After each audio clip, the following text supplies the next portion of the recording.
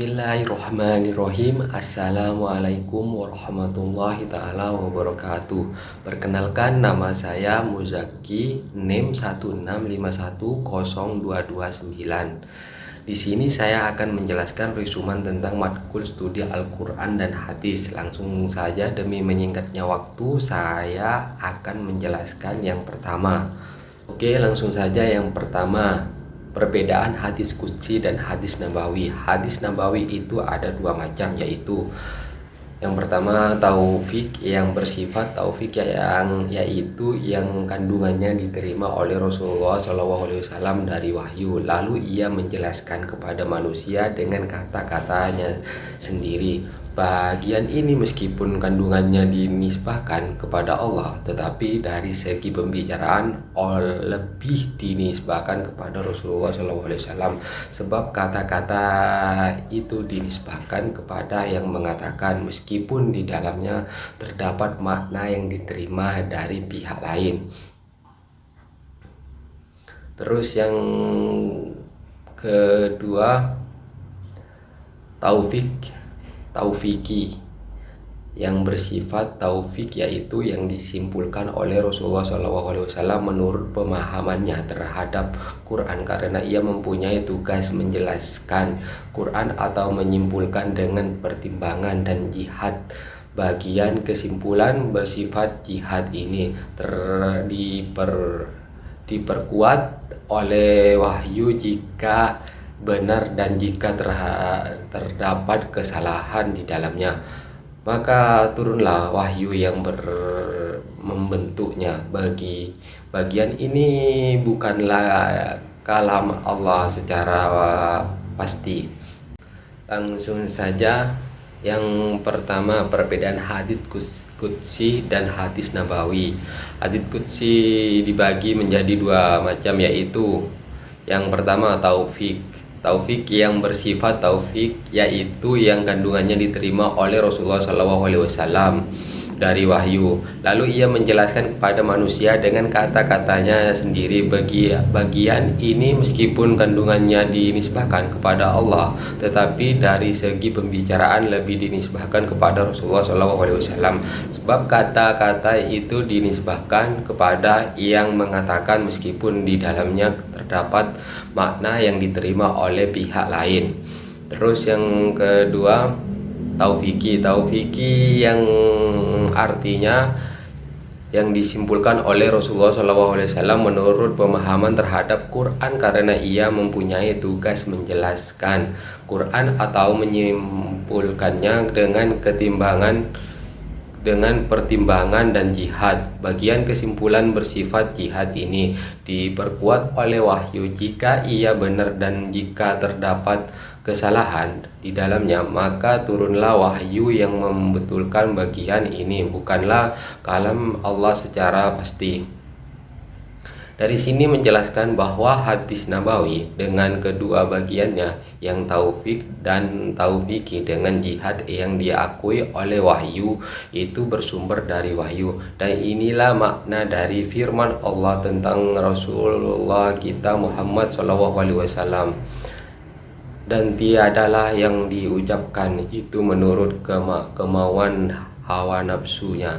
Ucapannya itu tiada lain hanyalah wahyu yang diwahyukan. Terus pembahasan hadis nabawi adalah segala sesuatu yang berasal dari Nabi Muhammad, sedangkan hadis qudsi adalah hadis yang lafaznya berasal dari Nabi Muhammad dan isinya atau makna berasal dari Allah. Jika persamaan hadis qudsi dengan hadis nabawi yaitu terletak pada lafaznya. Kedua hadis tersebut lafaznya berasal dari Nabi Muhammad, sedangkan perbedaan hadis qudsi dengan hadis nabawi terletak pada makna hadis.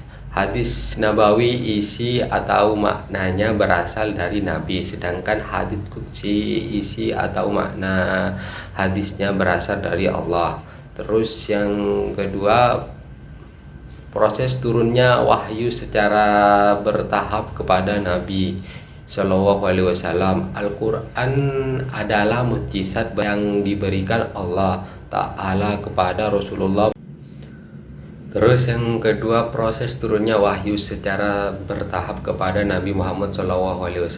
Proses turunnya wahyu secara bertahap kepada Nabi Muhammad. Al-Quran adalah mukjizat terbesar yang diberikan Allah Ta'ala kepada Rasulullah Muhammad SAW 14 abad yang silam. Turunnya wahyu pertama merupakan peristiwa yang bersejarah dan berfenomena dalam penyebaran sejarah Islam oleh Nabi Muhammad SAW kepada seluruh alam.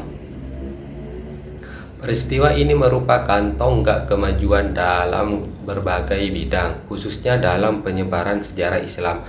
Sebab ketika pada masa itu kondisi masyarakat suku Quraisy benar-benar dalam keadaan jahiliyah.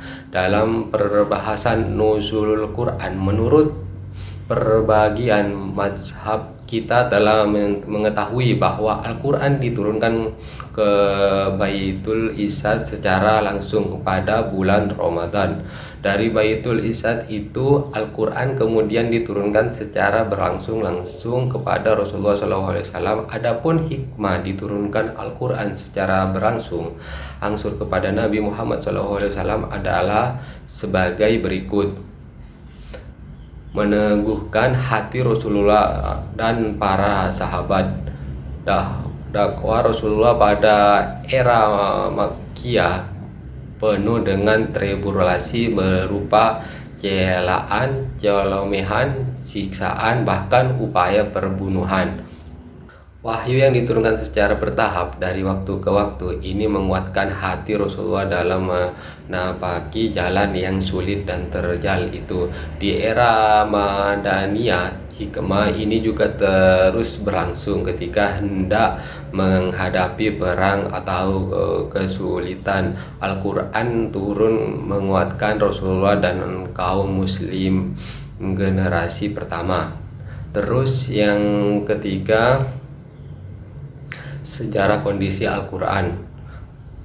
Konsekuensinya sesungguhnya penulisan catatan dalam bentuk teks Al-Quran sudah dimulai sejak zaman Nabi Muhammad SAW. Kemudian transformasi dan perbukuannya menjadi teks dilakukan pada masa Khalifah Abu Bakar dan selesai dilakukan pada zaman Khalifah Utsman bin Affan.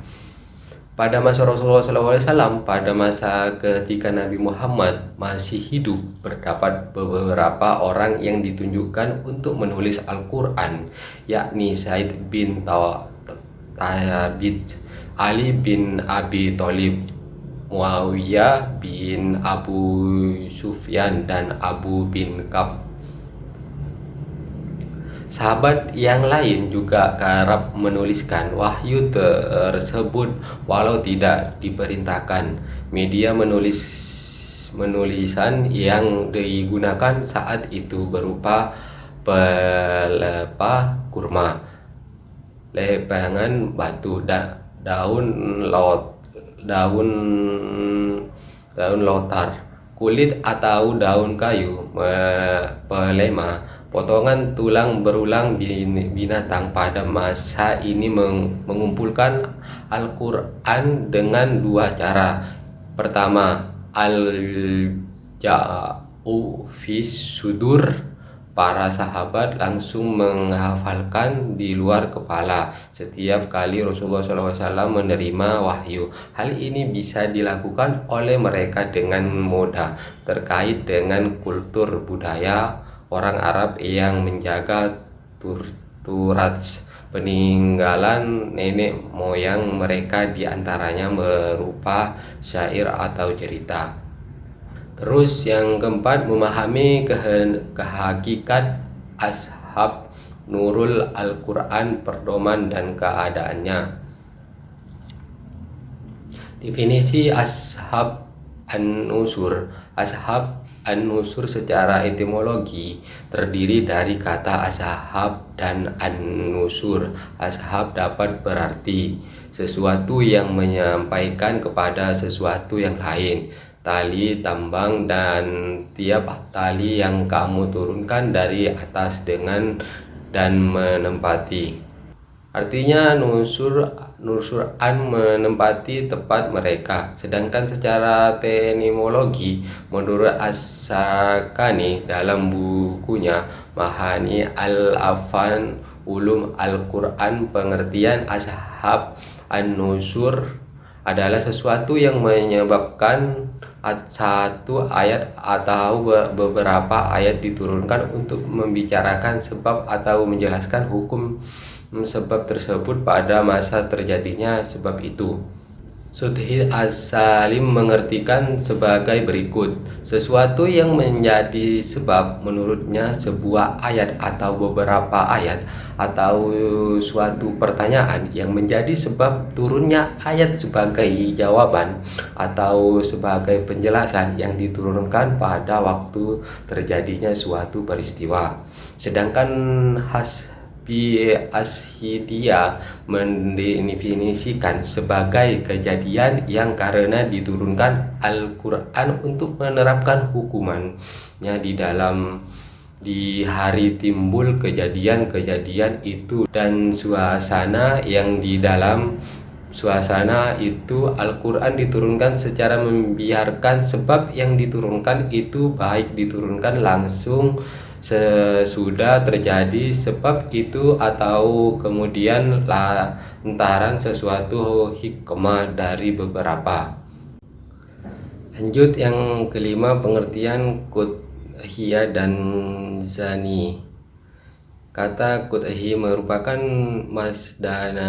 masdari katha yang berarti yahau yahan, yang berarti jelas atau pasti. Menurut Muhammad Hasim Kamri, katha secara etimologis bermakna yang didefinisikan pasti. Menurut Muhammad Hasim Kamali, nas adalah nas yang jelas dan tertentu yang memiliki satu makna dan tidak terbuka untuk makna lain. Terus yang keenam, hakikat mukjizat. Hakikat mukjizat adalah sebuah keniscayaan dalam keyakinan umat muslim. Secara sederhana, kata mukjizat diartikan dengan suatu yang melemahkan atau sesuatu yang membuat pihak lain bungkam dan membuat pihak lain mati kutu menghadapinya. Bahkan ada ulama yang menyatakan bahwa kata adalah kata superlatif dari kata yang berarti sangat melemahkan, sangat membuat bungkam, membuat pihak lain sama sekali tidak berdaya untuk menghadapinya. Lanjut yang ketujuh, tafsir mauhui. Tafsir secara etimologi bahasa kata tafsir diambil dari kata fassara yufassiru tafsilan yang berarti keterangan atau uraian. Sedangkan tafsir menurut terminologi istilah sebagaimana didefinisikan Abu Hayya yang dikutip oleh Hana Al-Qautar ialah ilmu yang membahas tentang secara pengucapan lafaz Al-Quran, tentang petunjuk hukumannya baik ketika berdiri sendiri maupun ketika tersusun, dan makna-makna yang dikemungkinkan bagiannya tersusun secara hal-hal yang melengkapinya. Macam-macam tafsir. Yang pertama, yang dimaksud dengan metode penafsiran tafsir ialah ilmu yang membahas tentang cara yang teratur dari terpikir baik untuk mendapatkan pemahaman yang benar dari ayat-ayat Al-Quran sesuai kemampuan manusia.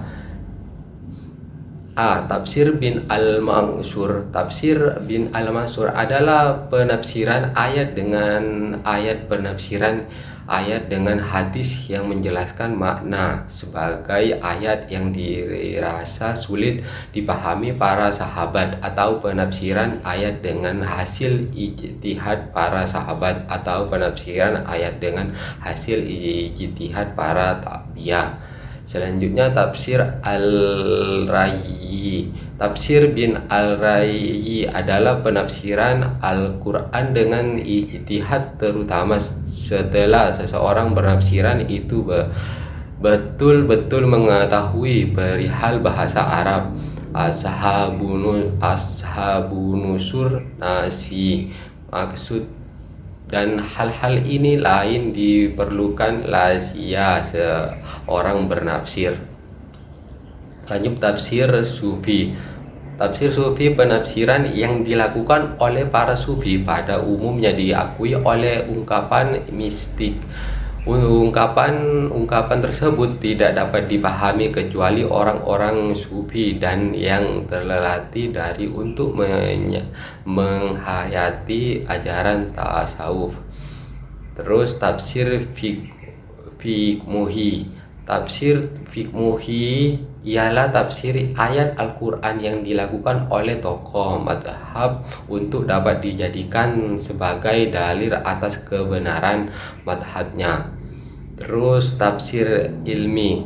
Aliran ini tafsir mencoba menafsirkan ayat-ayat kauniyah yang terdapat dalam Al-Quran dengan mengaitkannya dengan ilmu-ilmu pengetahuan modern yang ditimbul pada masa sekarang.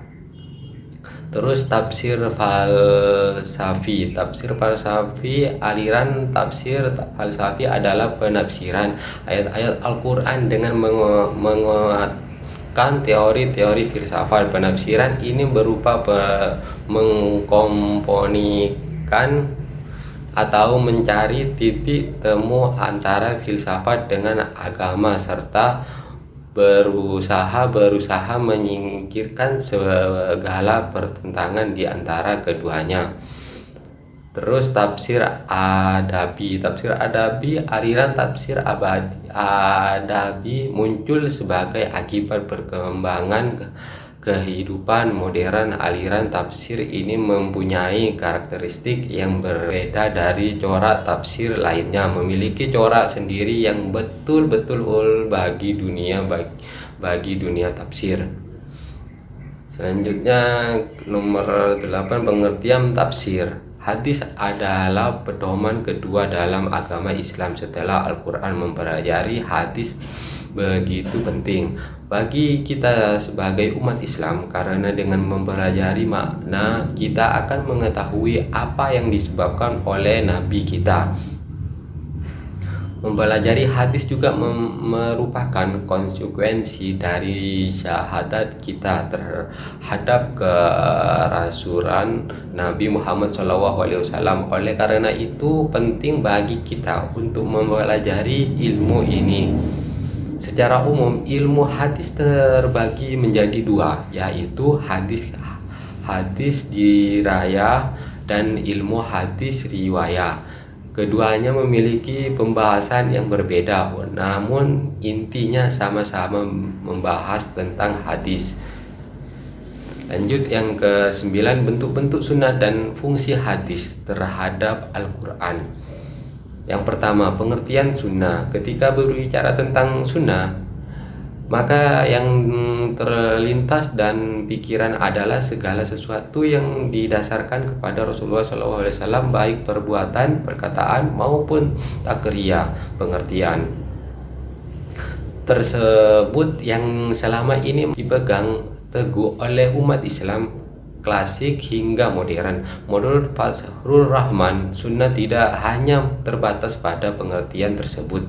Menurutnya sunnah adalah sebuah konsep perilaku baik yang diterapkan pada aksi-aksi fisik maupun kepada aksi-aksi mental.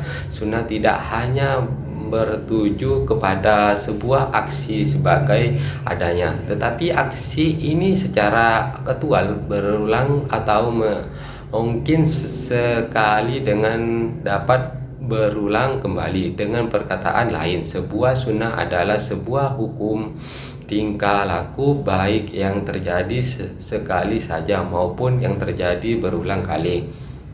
Sunnah Nabi yang termuat dalam teks hadis banyak dijadikan rujukan utama dalam penafsirannya. ayat-ayat Al-Quran sebuah perujuk kepada kekuasaan akal. Maka Fasir mengenali ajaran-ajaran sunnah Nabi oleh dahulu untuk mengetahui makna dan tujuan Al-Quran, karena perilaku dan perkataan Nabi diyakinkan merupakan penjelasan dan penjabatan paling valid, terdapat dan kredibel terhadap ayat-ayat Quran. Maksud Al-Quran hanya dapat dipahami dengan bantuan sunnah, seperti riwayat tentang asbabun nuzul. Sunnah berdiri sebagai penjelas maksud Al-Quran, menjamin makna Al-Quran, pelengkap perintah-perintah yang ada dalam Al-Quran. Terus selanjutnya yang ke-10, hadis merupakan salah satu pilar utama dalam agama Islam setelah Al-Quran. Pengertian hadis dalam Islam membuat Rasulullah serta para sahabat dan orang-orang yang mengikuti jalannya menurut perhatian besar atasnya. Penulisan hadis adalah satu bukti perhatian besar Rasulullah SAW dan para sahabat akan hadis. Sejarah penulisan dimulai pada awal masa kenabian. Awalnya Rasulullah melarang para sahabat menulis hadis, seperti riwayat dari Abu Sa'id Al-Khudri yang artinya, janganlah kalian menulis dariku, barang siapa yang telah menulis dariku selain Al-Quran maka hapuslah. Namun di akhir hayatnya Rasulullah mengizinkan menulis hadis seperti yang diriwayatkan dari Abdul bin Amr bin Asha. Beliau mengatakan.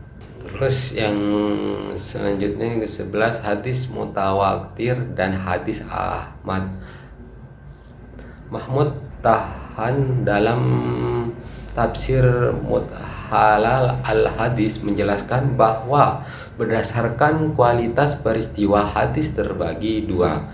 Yang pertama mutawatir dan Ahmad. Mutawatir artinya beruntung atau berturut-turut. Maksudnya hadis mutawatir adalah hadis yang diriwayatkan oleh sejumlah perawi hadis dari sejumlah lainnya yang menurut adat kebijakan mustahil untuk secara ramai-ramai sejumlah perawi tersebut bersekongkol untuk berbohong. Hadis mutawatir memiliki kualitas yang terjamin seperti halnya Al-Quran. Karena itu dalam Islam hadis mutawatir dijadikan sumber hukum terkait pembahasan yang pokok seperti tentang rukun iman dan Islam, sholat, puasa, dan lain-lain. Yang kedua, macam-macam hadis mutawatir.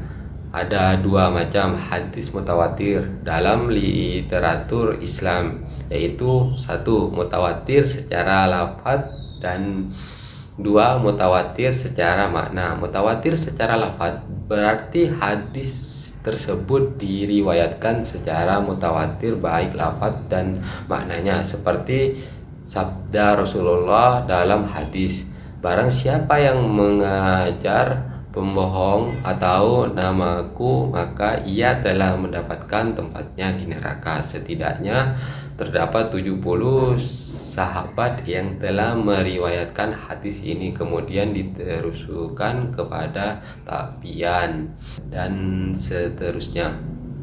Pengertian hadis Ahmad. Secara bahasa, kata Ahmad atau wahid berarti satu. Khotbah Ahmad atau khotbar wahid dipahami sebagai berita yang disampaikan oleh satu orang. Adapun menurut terminologi ulama, hadis-hadis Ahmad adalah hadis yang tidak memenuhi salah satu dari syarat-syarat hadis mutawatir. Menurut Muhammad Said Rahmat Al-Buti, hadis Ahmad adalah hadis yang sanadnya sahih dan bersambung hingga sampai kepada sumbernya Nabi.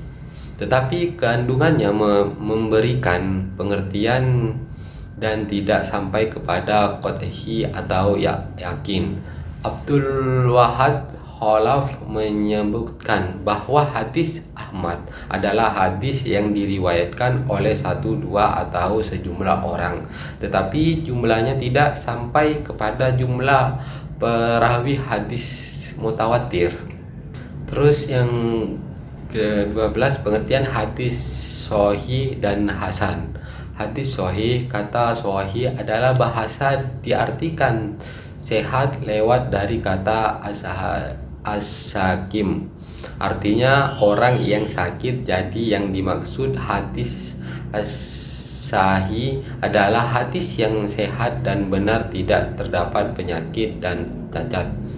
Definisi hadis sahih secara kontrik baru muncul setelah Imam Sufi memberikan penjelasan tentang riwayat yang dapat dijadikan hujan, yaitu hadis hasan. Hadis hasan secara bahasa, hasan berarti al-jamal, yaitu indah. Hasan juga dapat juga berarti sesuatu yang disegani dan dicondongi oleh nafsu. Sedangkan para ulama berbeda pendapat dalam mendefinisikan hadis hasan karena memiliki bahwa ia maupun pertengahan antara hadis sahih dan hadis dhaif, dan juga karena sebagai ulama definisikan sebagai salah satu bagiannya. Lanjut yang ke-13, macam-macam pengertian dan karakteristik dhaif. Dhaif menurut bahasa berarti lemah, sebagai lawan dari kui. Yang kuat sebagai lawan kata dari sahih. Kata dhaif juga berarti sahih yang sakit. Maka sebuah hadis dhaif secara bahasa berarti hadis yang lemah, yang sakit, dan yang tidak kuat. Secara etimologi, para ulama mendefinisikan dengan redaksi yang beragam meskipun maksud dan kandungannya sama. Al-Nawawi dan Al-Qusi mendefinisikan hadis dhaif dengan hadis yang di dalamnya tidak terdapat syarat-syarat hadis sahih dan syarat-syarat hadis hasan. Macam-macam hadis dhaif. Pada definisi di atas terdapat bahwa hadis dhaif tidak memenuhi salah satu dari kriteria hadis sahih atau hadis hasan sebagaimana telah dijelaskan di atas. Kriteria hadis sahih adalah: yang pertama, sanadnya bersambung; yang kedua, periwayat adil; yang ketiga, periwayat dohib; yang ketiga, terlepas dan syahid; yang kelima, terhindar dari lihat. Hadis dhaif karena sanadnya terputus. Dalam kaitannya dengan keterputusan sanad, Ibnu Hajar al-Asqalani membagi hadis dhaif kepada 5 macam, yaitu hadis mu'allaq, hadis mursal, hadis munqati, hadis mulahi, dan hadis mutlas. Yang pertama, hadis mu'allaq. Hadis mu'allaq adalah hadis yang terputus di awal sanad. Kata mu'allaq secara bahasa berarti bergantung. Yang kedua, hadis munqati. Tentang definisi hadis munqati, para ulama berbeda pendapat. Berikut dikumpulkan beberapa definisi hadis munqati. Hadis munqati adalah hadis sanadnya terputus dibagi di mana saja, baik pada sanad terakhir atau periwayat pertama, sebab maupun bukan sahabat selain periwayat pertama. Dan yang ketiga, hadis mu'an dan mu'an. Di samping itu, hadis yang termasuk kategori hadis dhaif karena sanadnya diduga mengalami keterputusan. Al-Ihya adalah hadis al-mu'ayyan dan Al-mu'aan, kata al-mu'aan berasal dari kata an yang berarti beriwayat berkata. Bahwa yang menunjukkan bahwa meriwayatkan hadis dari periwayat lain dengan menggunakan metode aman. Keempat, hadis muhal. Hadis muhal, kriteria hal adalah yang pertama yang gugur atau terputus lebih dari satu orang. Yang kedua, keputusan secara terbentuk menurut masing-masing. Yang ketiga, tempat keterputusan di tengah sanad, bukan di awal atau di akhir. Terus yang kelima, hadis mursal. Hadis mursal sebagaimana terlihat pada penjelasan sebelumnya, sebuah hadis disebut mursal apabila diriwayatkan oleh tabi'i langsung dari Nabi tanpa menyebut sahabat. Kata mursal secara bahasa berarti lepas atau terceraikan dengan cepat atau tanpa halangan. Oke, lanjut yang terakhir, pengertian hadis maudhu.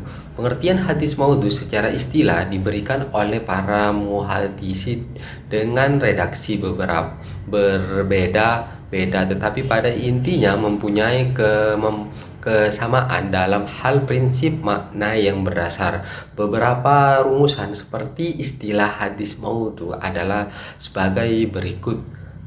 Secara bahasa, kata maudhu berarti sesuatu yang digugurkan, al-mazkah yang ditinggalkan, al-makruh dan adakan, al-muftara. Menurut istilah, hadis maudhu adalah pernyataan yang dibuat oleh seorang kemudian didesbahkan kepada.